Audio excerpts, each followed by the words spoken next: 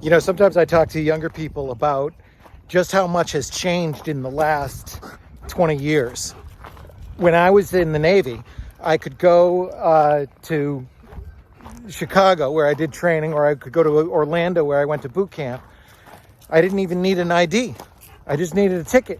There was no metal detector. There was no TSA. The TSA didn't exist.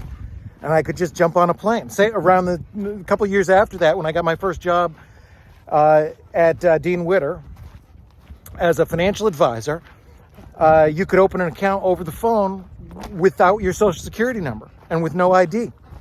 You didn't even need a driver's license.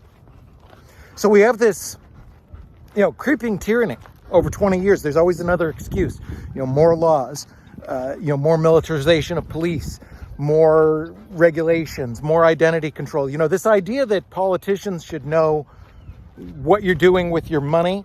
Hold on one second. My dog's running off. Leave it!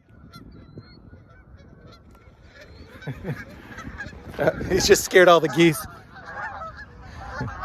He's not supposed to do that. Anyway,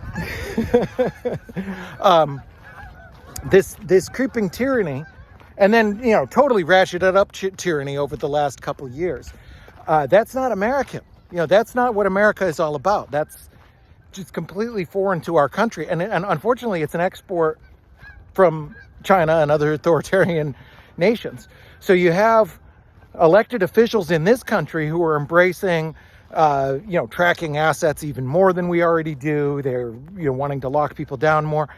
And that's just not something we can have in America. We have got to embrace our values, our core values, our constitutional values, human rights, freedom.